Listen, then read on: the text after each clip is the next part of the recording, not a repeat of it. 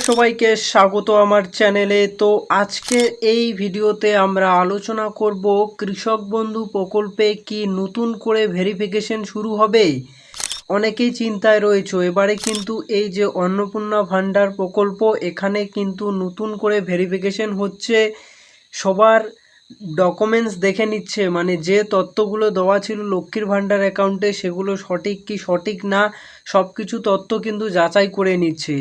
তো এভাবেই কি কৃষক বন্ধু প্রকল্পে নতুন করে ভেরিফিকেশন শুরু হবে? হ্যাঁ, তো এটা অবশ্যই কৃষক বন্ধু প্রকল্পে কিন্তু নতুন করে ভেরিফিকেশন শুরু হতে পারে।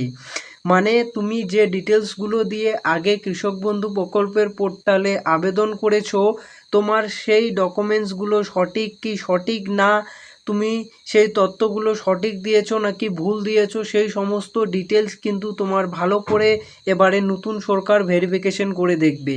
কারণ অনেকেই অনেক ফলস তথ্য দিয়ে থাকতে পারে, তার জন্য কিন্তু অবশ্যই ভালো করে তোমাদের ভেরিফিকেশন হবে।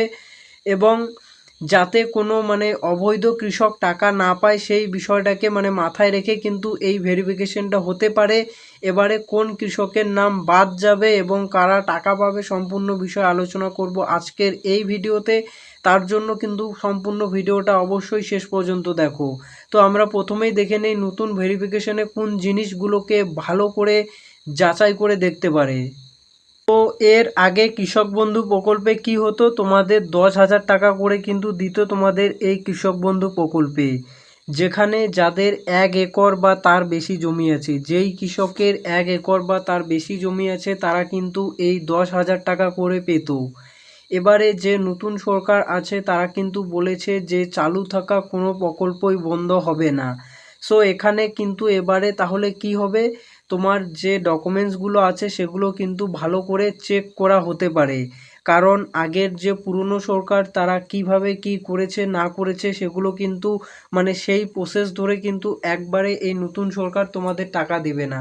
তার জন্য কি করবে, অবশ্যই যে সমস্ত ডকুমেন্টসগুলো দিয়ে তোমরা আবেদন করেছো সেগুলো তাদের সাইডে আছে।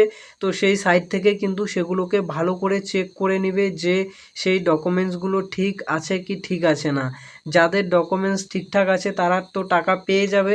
যাদের ডকুমেন্টস কোনো ভুল বেরোবে বা কোনো প্রবলেম আছে তারা কিন্তু আর টাকা পাবে না, তাদের নাম বাদ চলে যাবে। এবং স্পেশালি কাদের নাম বাদ চলে যাবে, কারা টাকা পাবে সেই বিষয়েও আলোচনা করব আজকের এই ভিডিওতে। তো কৃষক বন্ধু প্রকল্পে কি কি নতুন করে ভেরিফিকেশন হলে কোন জিনিসগুলোকে তোমাদের ভালো করে ভেরিফিকেশন করতে পারে। তো এবার থেকে কিন্তু কৃষক বন্ধু প্রকল্পের যে নতুন ভেরিফিকেশন যদি হতে চলেছে বা যদি হয়, তো এই ভেরিফিকেশনের মাধ্যমে তোমরা কোন কোন ডকুমেন্টস চেক করা হবে।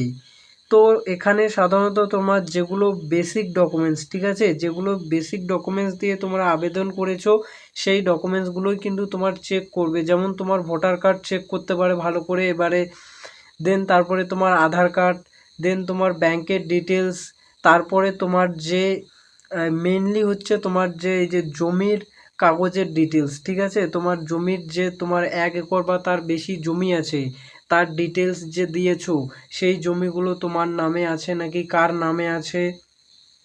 যদি তোমার নামে না থাকে জমি তাহলে কিন্তু তুমি কোনো টাকা পাবে না, ঠিক আছে। অনেক কৃষকই আছে যারা ফলস জমির ডকুমেন্টস তৈরি করে জমা দিয়েছে এবং তারা টাকা পাচ্ছে।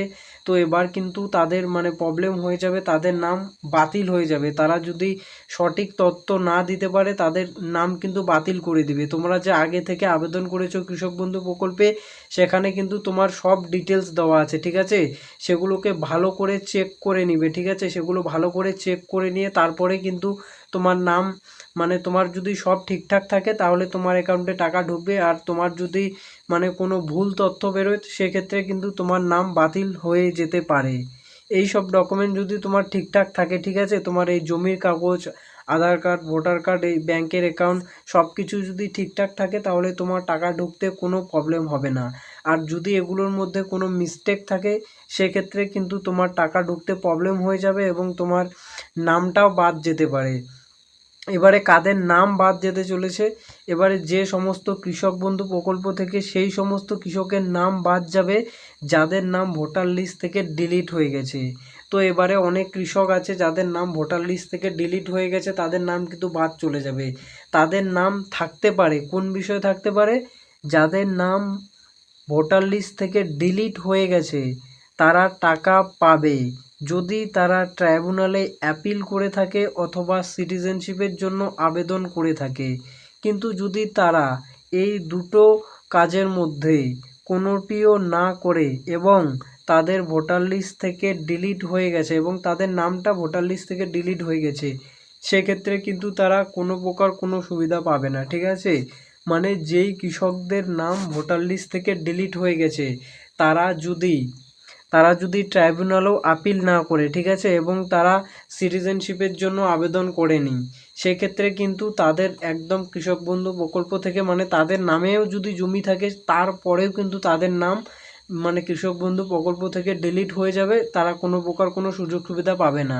কারণ তোমার নাম ডিলিট হয়ে যাওয়ার পরে কিন্তু তোমাকে ট্রাইব্যুনালে আবেদন করতে হতো, নতুবা তোমার সিটিজেনশিপের জন্য আবেদন করা থাকতে হবে। এই দুটো কাজ যদি তুমি না করো তাহলে কিন্তু তোমার নাম অটোমেটিক ডিলিট হয়ে যাবে, ঠিক আছে। আর তুমি কোনো প্রকারের কোনো সুযোগ সুবিধা পাবে না রাজ্য সরকারের কাছ থেকে। এবারে কিন্তু নতুন সরকার একদম সব জিনিস কিন্তু ভালো করে চেক করছে, দেন তারপরেই কিন্তু তোমাকে সুযোগ সুবিধা দিবে। তার আগে তোমাকে কিন্তু সুযোগ সুবিধা দিবে না, এমন না যে তুমি ফলস ডকুমেন্ট দিয়ে আবেদন করে টাকা নিয়ে নিচ্ছ।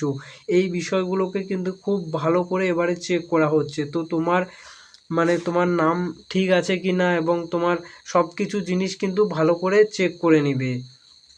সাপোজ যাদের মানে ট্রাইব্যুনালে অ্যাপিল চলছে এখন, তারা ভাবছো যে তোমরা টাকা পাবে কি পাবে না, তারা কিন্তু মানে অনলাইনে দেখবে যে তুমি ট্রাইব্যুনালে অ্যাপিল করেছো কি করোনি।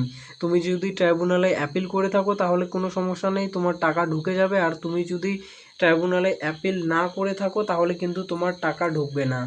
আর যারা ভূমিহীন কৃষকের জন্য আবেদন করেছো, তো তোমাদের তো মানে যাদের নামে জমি নেই, তো তোমাদের কিন্তু কোনো প্রবলেম নেই, কারণ তোমাদের নামে তো জমি নেই, তোমরা অবশ্যই টাকা পেয়ে যাবে।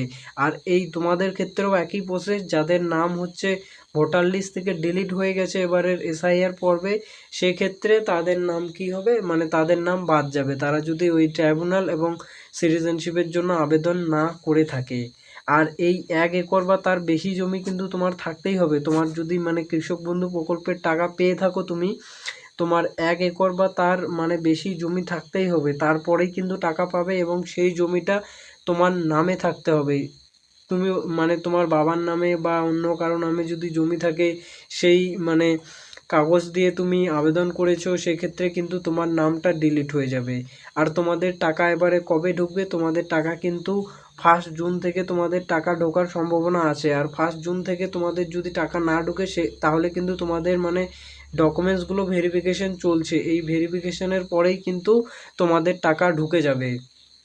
আগে ডকুমেন্টসগুলো তোমার ভেরিফিকেশন হবে, মানে কাদের নাম ভোটার লিস্টে আছে কাদের নাম নেই সেগুলো কিন্তু চেক করবে তারা, এবং কারা মৃত কৃষক সব জিনিসই কিন্তু চেক করবে, তারপরেই কিন্তু টাকা দিবে, তার আগে কিন্তু টাকা দিবে না। অনেকেই ভাবছো যে তোমরা যারা আগে আবেদন করে রেখেছো সবাই টাকা পাবে, এমনটা কিন্তু না, ঠিক আছে। আগে ভেরিফিকেশনটা হবে যে ধরো কোনো কৃষকের নাম ডিলিট হয়ে গেছে ভোটার লিস্ট থেকে এবং সে ট্রাইব্যুনালে আপিল করেনি এবং সিটিজেনশিপের জন্য আবেদন করেনি, তো সেক্ষেত্রে কিন্তু তার নামটা ডিলিট হয়ে যাবে, সে আর টাকা পাবে না।